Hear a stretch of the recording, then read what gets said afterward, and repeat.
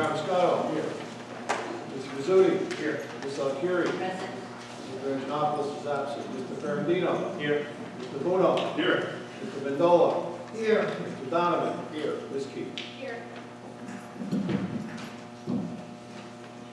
Adequate notice of this meeting has been provided by the following means.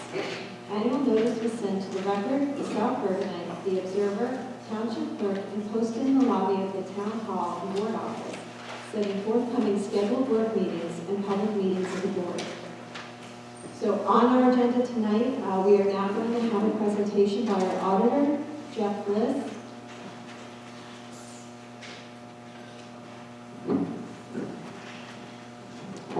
Thank you, Madam President.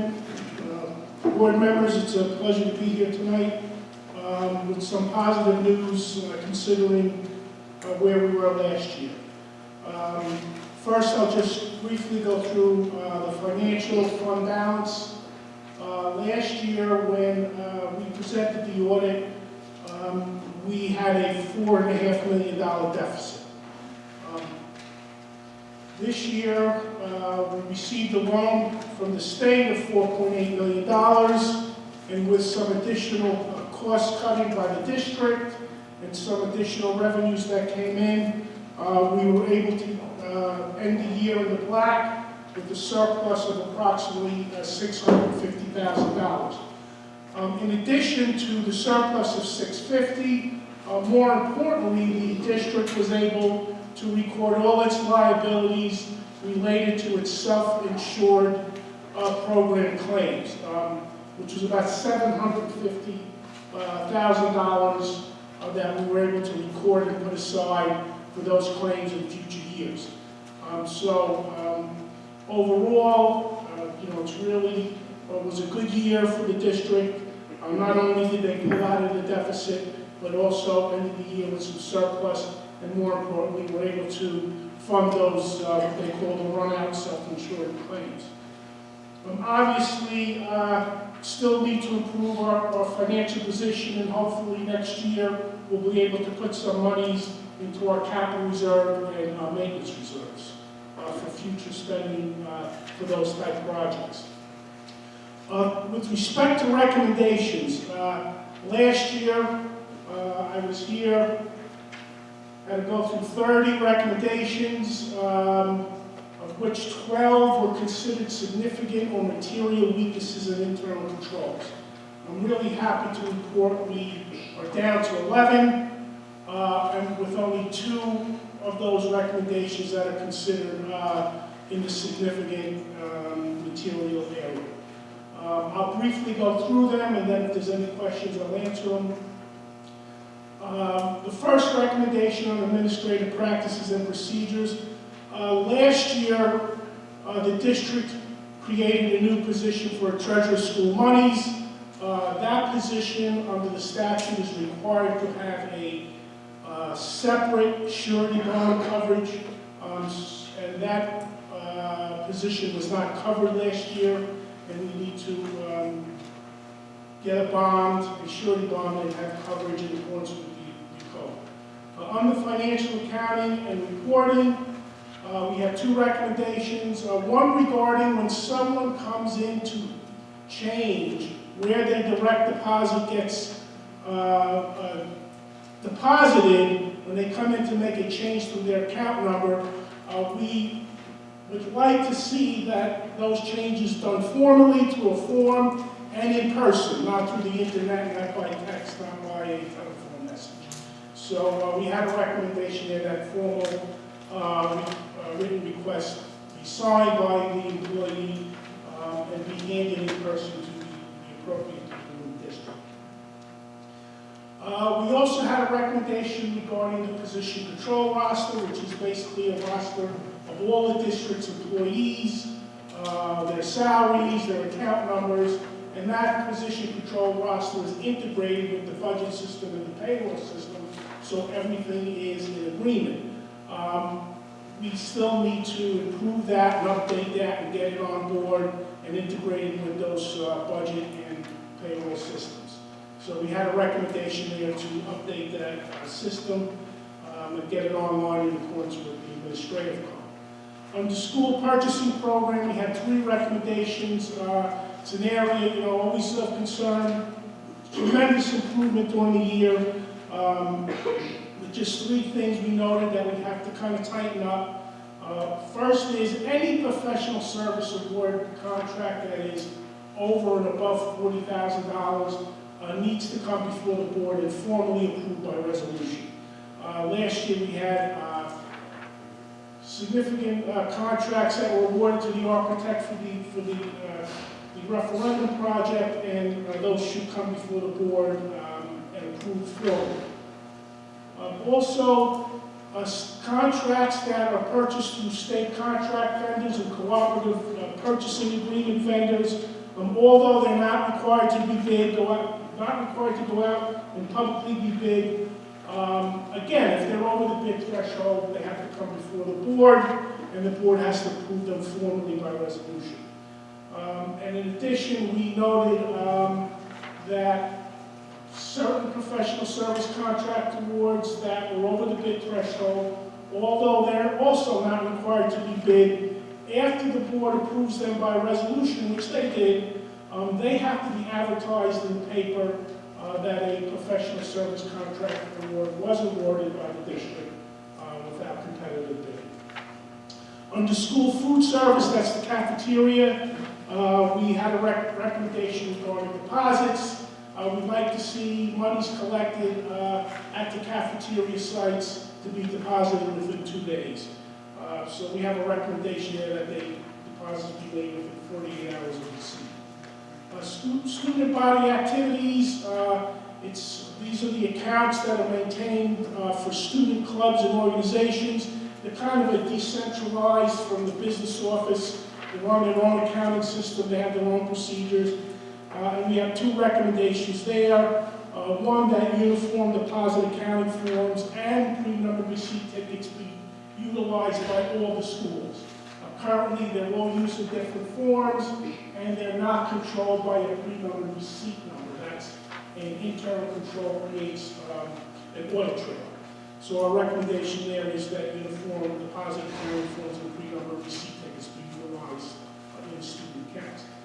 In addition, in reviewing their financial transactions that go to those accounts, those transactions should only be for student clubs and activities, and there's certain things in there that really don't belong in those accounts, such as grants and scholarship donations and certain fees and fines. So we're recommending that we take a look at that, talk to the treasurers of those clubs and those accounts, and make sure those funds are handed over to the business office and accounted for appropriately through their records.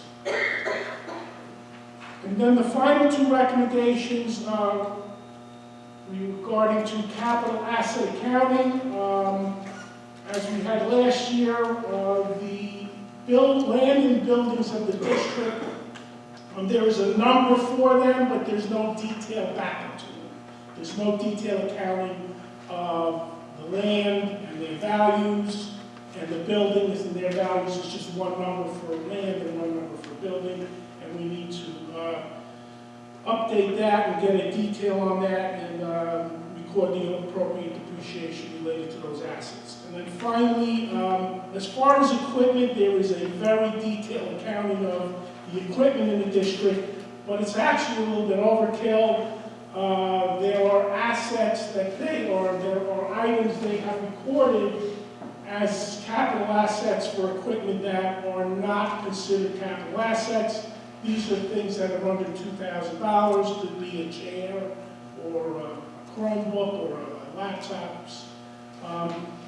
We need to go through that whole record and we need to delete those items. It's just too much transactions. There's no need to keep it in that format. They want to keep a record of it, they can do it another. So that's my report. Again, 11 recommendations down from 30. 2 which were significant versus 12 from the prior year. So tremendous improvement made by the administration during the year. And again, financially, I think we're on the right track to rebuilding the surpluses in the district and getting the financial housing order. Does Is there any questions? What do you have to answer?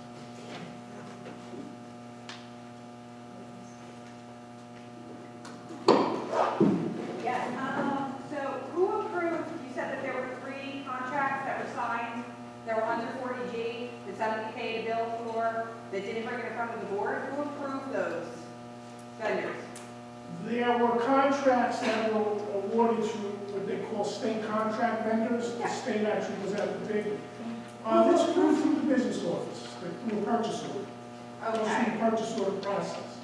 The original contract award wasn't approved. The payments to the vendor were approved on the bill list. But we still have to have the contract approved first. So, why, again, isn't that how we got into the problem last time? Like, don't we have, is this an excessive problem all the time? Like, It's definitely something that has to be addressed, but the problems from the past were much greater than that particular issue. But that definitely was a contributing factor. all right, Yes. 40,000 is the threshold? The new, as for the qualified purchasing agencies, 40,000. Okay, so when you have a purchase order, you put how much the contract is going to charge you for the total job. What would cause it to go over the 40,000 threshold? Well, a lot of these contracts are per unit contracts, like supplies, time and material, especially state contracts and cooperative contracts. Just continuing to buy the same product or provide continually contracting for the same service. Or it could have been just an outright over $40,000. Or could the board refuse to pay him over the 40,000? You know, I would say that's a legal question. I don't want to put that on the spot, but I think if somebody orders the goods and services and they're a district employee, someone's got to pay them. But you don't go over 40,000, it sort of doesn't look too kosher in a way to be over it. When they were willing to be under the threshold and then it goes over. Doesn't look good for the public to see that. Well, But these contracts were over 40,000 from the beginning, and they're on state contracts. In the state contract, it is bid with the oversight of the state, and they put it on the list. So they, through the chain of command, a purchase order could be issued for $50,000 for whatever the product is that's on the state contract. Being on the state contract is a reflection that the contract has been bid. These contracts have been bid by the state or have been by a cooperative purchasing entity. So the board is not required to go out and publicly bid these contracts or these goods and services. But they have to formally award the contract by resolution if it's over Well, if it 4 goes by the state bid, then the state should be responsible for the difference. There's no difference. Well, if it's over 40,000, No, you go out for bid. Oh, but it's already been bid by law with the West Indian State. It's Then been it's bid. over. No, No, the initial bid would, a product would have been, say, $50,000.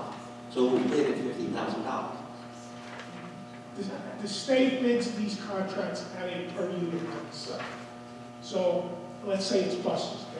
A 40-passenger bus is $80,000. Everybody in the state of New Jersey pays $80,000. If you buy 4 buses, it's $320,000. If you buy 1 bus, it's $80,000. So it's all per unit prices. It's not like $1 amount, it's per unit. So depending on how many units you buy, if you buy under $40,000 worth of units, you're not required to come to the board and ask. Okay, I understand what the mistake was. What if you have a contract that you gave to somebody who's not controlled by the state and it goes over 40,000 bid threshold that they bid it out? Well, that's not the situation that was here. That's not what the recommendation relates to. But if you had that situation, you have to go out to bid before you continue the contract. Thank you.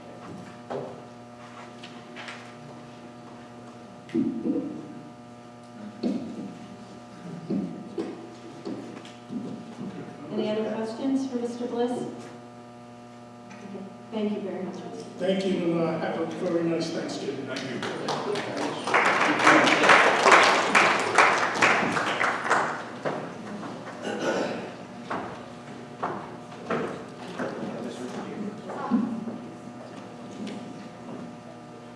I'm just going to give a quick update with regards to the middle school and the principal search. This past week, the administration, being the superintendent, Mr. DeCorso, director of curriculum, interviewed 3 finalists for the middle school, and we do not have an announcement yet, but I just needed to let you know where we are with regards to that process. Tomco Associates had, we hired them for consultation. They had posted the job. They also then received 37 resumes inside the district, and they narrowed down, they tiered all the resumes and then presented us with the top 3 candidates. Also in the interviews were Mr. Donovan and myself, and Mr. Egan and Mr. Tomko. And I just want to report that all 3 candidates were excellent, and I'm very optimistic about where our middle school will be going. They were highly qualified, and we're planning on having the middle school principals start sometime in January. So that way, they can come in and start planning for the opening of the building. It's going to take a decent amount of time to get ready. So,